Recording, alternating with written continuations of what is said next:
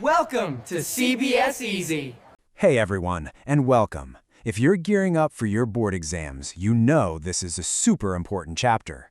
So today, we're going to dive deep into the Age of Industrialization and, uncover the real story behind all the factories and steam engines.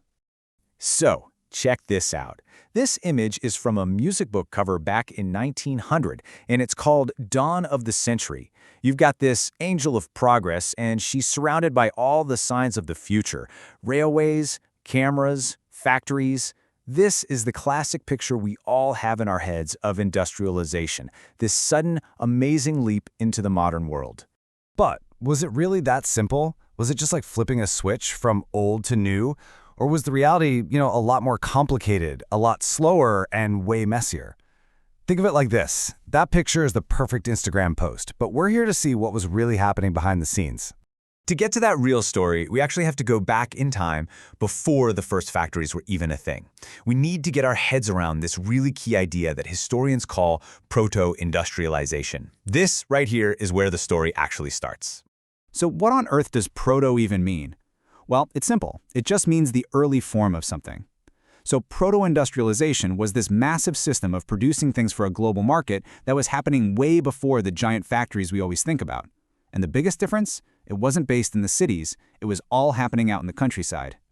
So how did this huge work-from-home network actually work? Well, merchants in the towns had a problem. They couldn't easily expand production because of these powerful trade guilds, basically groups of producers who kept new people out of the business. So what did? They turned to the countryside. They'd give money to peasant families who would then make goods in their homes, in between farming. The whole family would chip in, and then the merchant would swing by, collect the finished product, and sell it on the international market. Okay, so if all this was going on out in the countryside, what about the factories? Did they just show up and change everything in the blink of an eye? Well, that's probably the biggest myth we need to bust. Yeah, the big myth is that the second the first factory was built, everything changed forever. That steam power was this magic wand that just instantly replaced every other way of making things. But the real story? It was way, way slower than that. This timeline just shows you perfectly how slow the change really was. The very first factories pop up in the 1730s, but it takes over 100 years until the mid-1800s before they really become a common sight. And even then, historians now agree the typical worker at the time wasn't a machine operator in a factory, but a traditional craftsperson. Let's just look at the data for the most famous invention of the time, the steam engine. At the beginning of the 19th century, there were only 321 steam engines in all of England. And look at this chart. Only 80 were in the massive cotton industry and just 9 in the wool industry. So even the most powerful new tech was being adopted really, really slowly. So if factories and machines weren't just taking over, then what was going on? Well, this leads us to the ultimate showdown of the 19th century. Hand labor versus steam power. And honestly, you might be surprised who was winning for a very, very long time. So here's the bottom line. Why would a factory owner spend a fortune on a big new machine that could break down when there were thousands of poor workers moving to the cities who would work for cheap? It just didn't make economic sense. Especially for seasonal work, like making things for Christmas. You're not going to buy a machine you only use for 2 months a year. Plus, rich people, the aristocrats, they wanted unique, handmade stuff. It wasn't that technology wasn't happening.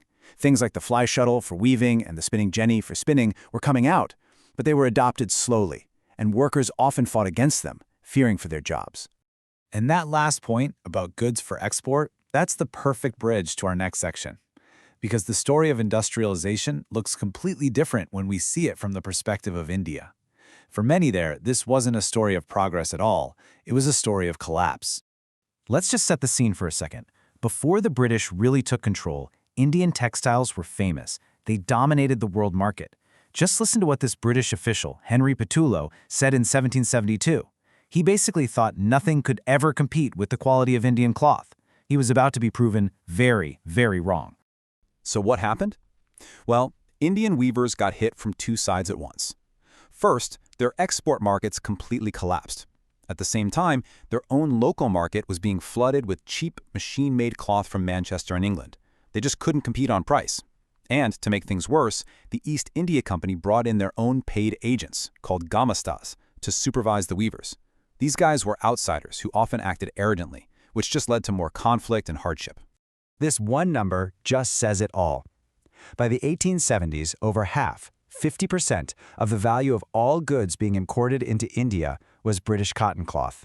It was a complete and total takeover of the Indian market. Okay, time for a quick checkpoint. We just mentioned how new technologies often threatened people's jobs. So, which of these machines dramatically sped up the spinning of yarn, so much so that women who depended on hand spinning actually attacked the new machines in protest? The answer is C, the spinning jenny. That's a key term to remember. But listen, the story doesn't just end with collapse. Oh no, there was resistance. There was a fight back. And this next part of the story is all about Indian resilience and the birth of a whole new kind of economic nationalism.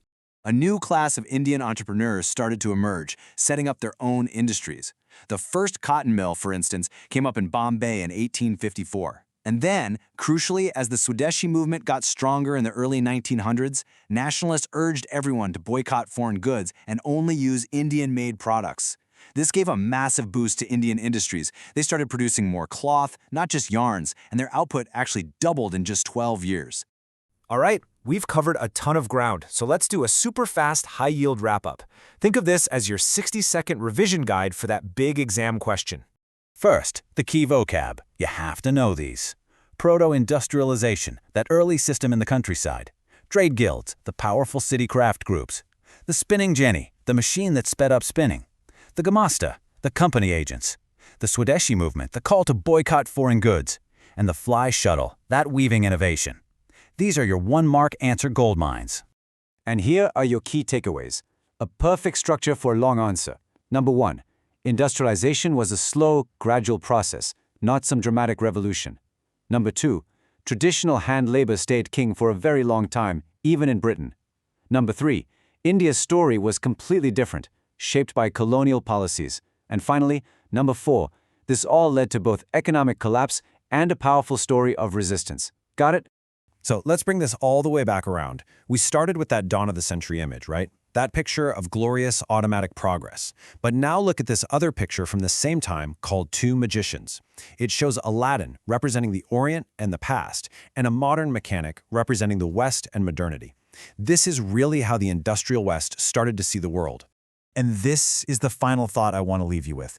This isn't just history. It's a story about technology, global trade, who has power, and who gets left behind. So the question is, what does this story from 200 years ago teach us about the world we're living in right now? Think about it. Thanks for tuning in. Thank you for watching with us. See you next time.